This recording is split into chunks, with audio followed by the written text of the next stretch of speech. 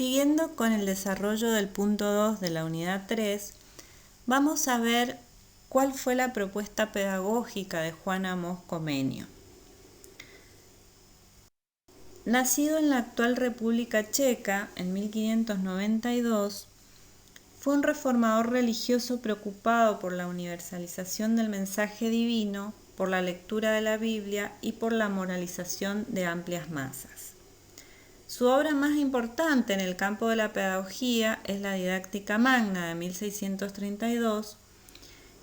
Esta obra es considerada como la que funda la didáctica escolar, ya que sentó las premisas sobre las que se estructuró el aula moderna. Su concepción filosófica se apoyaba en la naturaleza. Estaba basada en un orden natural considerado como parte de la creación divina.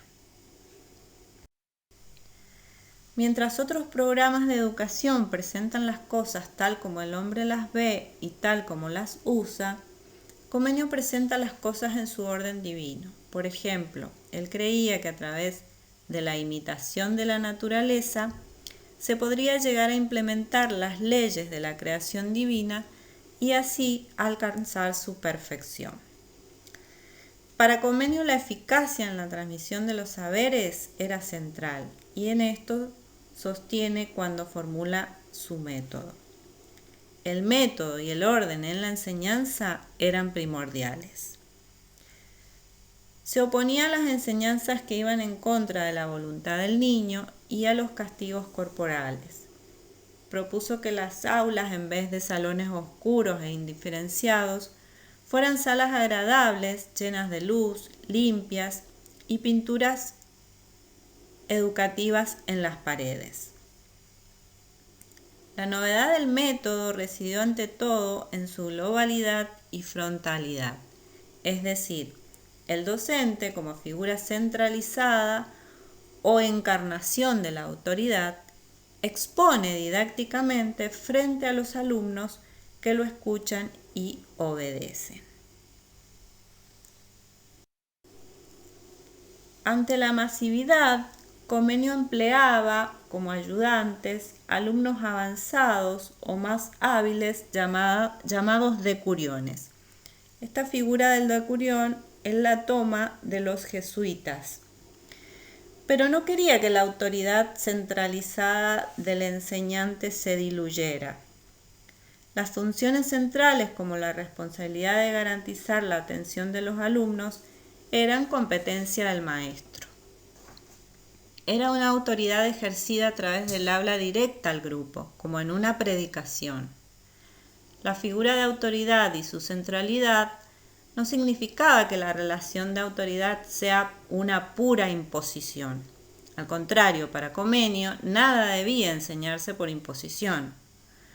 Y en relación con esto, en cuanto a la obediencia, él apelaba a la obediencia a través de la comprensión. Él no quería la obediencia ciega a la autoridad, sino una obediencia pensada, aceptada. Esta es otra expresión de lo que también sostenía Lutero, que ya habíamos visto esta idea en las clases anteriores. Hay un elemento que cobra relevancia en la propuesta de Comenius, que es la motivación, es decir, dentro de un aula masiva se debe controlar o se debe gobernar a un grupo de alumnos captando su atención. Y para captar su atención es necesario motivarlos. Es por eso que la motivación cobra una importancia primordial dentro del aula de Comenius. Otro elemento es la sistematicidad. Comenius coloca esto como un requerimiento de la enseñanza y voy a leer un párrafo de la fuente primaria que ustedes también lo van a tener en el texto, que tiene que ver con esto de la sistematicidad. Fíjense cómo él lo expresa comparando al comportamiento de la naturaleza. Dice: como la naturaleza comienza toda su actividad desde el interior hacia el exterior, Primero debe formarse el conocimiento de las cosas. Segundo, la memoria. Y tercero, el habla y la mano. Debe tener en cuenta el docente todos los medios de abrir el conocimiento y utilizarlos congruentemente. Bien, si quisiéramos hacer una síntesis del método de Comenio, debemos señalar 4 características primordiales. Primero, es fundado en la naturaleza, es decir, que él cree en un orden que proviene de Dios y quiere basar la enseñanza en ese orden. Es sistemático, apelando a que hay una regularidad en la enseñanza, una cotidianidad, una gradualidad, una repetición. Es global, entendiendo que es una educación para todos, y es frontal, apelando a esta figura del docente al frente, exponiendo, y los alumnos escuchando, que es la escena de lo que hoy llamamos el aula tradicional. El programa pedagógico de Comenio no llegó a concretarse completamente y sus obras más difundidas en realidad fueron sus libros de textos sensoriales, antes que la didáctica magna. Esto puede deberse a que el método no fue fácilmente asimilable en su época y tanto en las escuelas protestantes como católicas siguió reinando la pura memorización. Bueno, vamos a pasar ahora a la propuesta de aula de los jesuitas. Anteriormente habíamos visto que la Iglesia Católica también reaccionó a los avances del protestantismo y fundó lo que se llamó la Compañía de Jesús. En 1534, Ignacio de Loyola funda esta orden, esta nueva orden, que está pensada justamente para volver a captar a la juventud a través de la educación y encaminarla de nuevo en las líneas del catolicismo. Los jesuitas organizaron un aula diferente a la planteada por Comenio. Su pedagogía se corporiza en el reglamento de estudios válido para todas las escuelas de la orden, que es la Ratio Studiorum de 1599. Dentro de la orden, el maestro era el que tenía aptitudes para predicar y gobernar. El aula jesuita era un espacio claramente recortado de la vida cotidiana, donde solo se enseñaban latín, los contenidos literarios clásicos, matemáticas y religión. La jesuita fue una pedagogía que acentuó la otra cara del poder pastoral, que es la atención individual. Por eso Dussel y Caruso lo llaman el costado individual del aula o el costado individualizante del aula. Este uso del poder pastoral de forma individual era derivado de la tradición católica de la confesión y la absolución. Era un aula numerosa de entre 200 y 300 alumnos. Elaboraron un método que se basaba tanto en la individualización como la atención masiva. Para ello crearon la figura del decurión, capaz de controlar a otros individualmente en su proceso de aprendizaje. A estos decuriones se los denominaba también los ayudantes del maestro.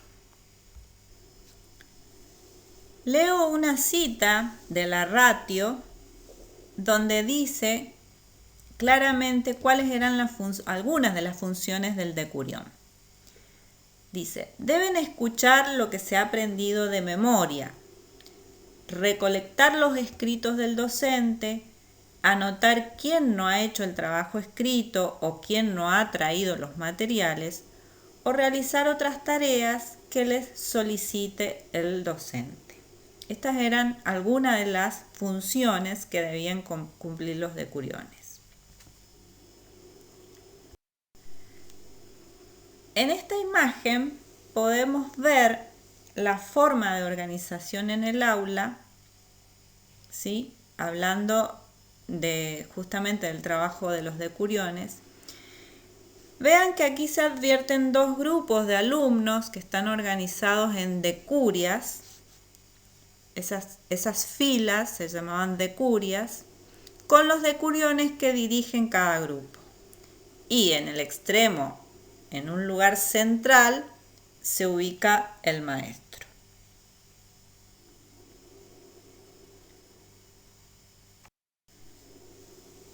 El aula es básicamente un aula de individuos. A ellos se dirige el docente y en la repetición o en el interrogatorio se trabaja básicamente contenidos memorísticos. El alumno, mientras repita sus frases en latín, aprende que la obediencia es virtud.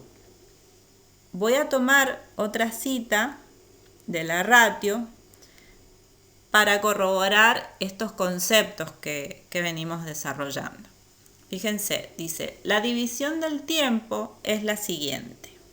En la primera hora de la mañana los decuriones deben escuchar aquello que se ha aprendido de memoria. El docente corrige mientras tanto los trabajos escritos recolectados por los decuriones, mientras los escolares hacen ciertos ejercicios que el docente determina. Por último, algunos escolares deben decir lo aprendido de memoria delante de la clase. Fíjense cómo la memorización es un poco la técnica o el método primordial para la enseñanza y el aprendizaje. A diferencia de Comenio, en los jesuitas el sistema de vigilancia sobre la obediencia está más desarrollado y organizado. Cada alumno debía confesarse al menos una vez al mes, siempre con el mismo confesor que lleva una lista de confidentes. Se busca un conocimiento completo de los alumnos a través de lecturas, sugerencias y consejos. El alumno de los jesuitas nunca estaba solo, siempre se lo estaba formando y se lo estaba controlando. A diferencia del estar en el aula de Comenio, los jesuitas buscaron garantizar que cada persona obedeciera y trabajara sobre su conciencia, cumpliendo con las consignas dadas. También introdujeron las notas escolares, las calificaciones, que se constituyeron en un incentivo para competir. Los alumnos, de acuerdo con su mérito, se agruparían en remínimos, mínimos, menores, medianos y mayores. Estas categorías organizaban además la ubicación de cada grupo en el aula. Vamos a ver otra imagen de un plano de un aula jesuita para que ustedes vean cómo se organizaban en estas instancias de competencia. Fíjense, los alumnos eran ordenados en igual número en filas numeradas frente a frente. Estas filas ya las conocíamos como decurias. Cada niño de cada fila tenía un rival en la correspondiente fila de enfrente. En el dibujo, ustedes ven dos puntitos negros entre las filas. Esos puntitos negros representan una pareja de rivales, ¿sí? Cada niño de cada fila tenía un rival. Los rivales se corregían unos a otros y un decurión para cada grupo se sentaba en el lugar donde está la letra C. El profesor se sentaba en el lugar donde está la letra B y otros jurados estudiantiles tomaban asiento en donde está la letra A, la letra D, la letra E, la letra I y la letra X. Bien, esto es para que ustedes se den una idea de cómo se agrupaban para estas instancias de competencia donde cada uno sacaba una nota o una calificación. En función de esa calificación se iban a agrupar en esas categorías que vimos recién: remínimos, mínimos, menores, medianos y mayores. Esto, ¿sí?, producía en cada uno de los alumnos una especie, o la intención era producir una especie de emulación. La emulación significa que ellos se sintieran comprometidos a querer ser como el que estaba en la categoría mayor. Es decir, querer avanzar más a través de los méritos, esforzarse más para poder llegar a estar en las categorías mayores. Salir de las categorías mínimas para estar en las categorías mayores. La intención era esa: generar en ellos emulación, deseos de superar su condición actual. Bien, para cerrar vamos a hacer referencia al tipo de población que ingresaba a los colegios jesuitas. Bueno, se trataba de alumnos con diferentes niveles del manejo del latín, es decir, no cualquiera podía entrar a una escuela jesuita. Estos alumnos, además, ya habían sido preparados por maestros particulares. Es decir, que las escuelas jesuitas estaban destinadas a una población escolar muy específica, ¿sí? No era una escuela para todos. A eso es lo que nos referimos. Va a ser muy distinto este punto a la propuesta escolar que vamos a ver a continuación, que es la de La Salle.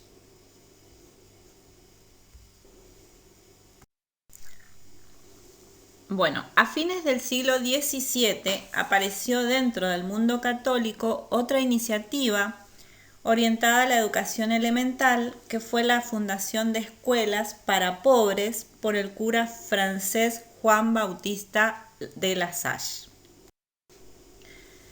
Estas escuelas se crearon a partir de donaciones de los ricos y las comunas también le otorgaron un apoyo financiero, lo que les permitió su expansión. A las familias se les daba una retribución en dinero para que enviaran a sus hijos a la escuela regularmente. Recordemos que hasta el siglo XIX había mucha resistencia a la escolarización de los niños.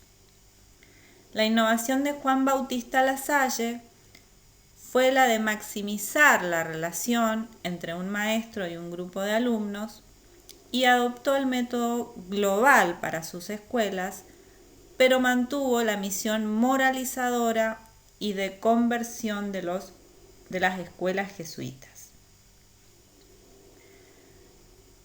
Desarrolló la pedagogía del detalle, ¿sí?, que dicen los autores Dussel y Caruso. Esto significaba que cada pequeña acción, cada asunto fue reglamentado, atendido e influido por el docente. La comunicación entre el docente y los alumnos se volvió mucho más ritualizada y no verbal. Por ejemplo, los golpes de las manos del maestro determinaban el inicio de los rezos. El silencio pasó a ser un factor determinante en el aula porque permitía la detección de conductas transgresoras y daba el monopolio del control sobre quién habla al maestro y sobre qué asunto iba a hablar. Se enseñaba la lengua materna o la lengua nacional y esto también resultó una innovación dentro del contexto de configuración de las aulas. Tomó de los jesuitas las formas disciplinarias individualizadoras sobre el cuerpo docente en general y sobre el cuerpo infantil en particular. La Salle escribió un manual para maestros que se convirtió en el texto ordenador de la pedagogía elemental. Y a continuación voy a leerles una cita de ese manual que servía como ordenador de las prácticas dentro de las escuelas de La Salle. Dice así: los escolares deben estar siempre sentados, leyendo incluso la tabla del alfabeto y las sílabas, tener el cuerpo derecho y los pies en la tierra. Cuando se leen las sílabas deben tener los brazos cruzados y cuando leen deben tener su libro con las dos manos, con su mirada siempre hacia adelante y un poco inclinado hacia donde está el maestro. Esta cita está sacada del manual que se llamaba La conducta de las escuelas cristianas. Fíjense cómo la cita habla de ese disciplinamiento del cuerpo, ¿sí? De esa forma de controlar hasta los movimientos, los gestos, ¿sí? Dentro del aula.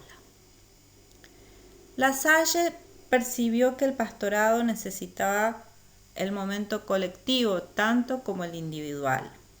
Tomó de los jesuitas la ubicación espacial de los alumnos en el aula, es decir, en qué lugar debían ubicarse los niños de acuerdo con su mérito, pero aquí la ubicación era una decisión de la autoridad y no de los resultados de las competencias como en las escuelas jesuitas. Un lugar para cada uno, una persona por lugar. Dentro del aula de La Salle, la masa se volvió analítica con componentes que se podían aislar. Es decir, el docente sabía dónde estaba ubicado cada uno y por qué. Esto le iba a permitir tener un mejor panorama para el control de la clase. Y por último, se trató de un pastorado equilibrado entre el método global de Comenio y la individualización propuesta por las aulas jesuitas, ¿sí? La Salle buscaba la disciplina, pero sin el castigo corporal. Era también una disciplina y una obediencia, tal vez impuesta, pero pensada a la vez, ¿sí? Sin llegar a los castigos corporales.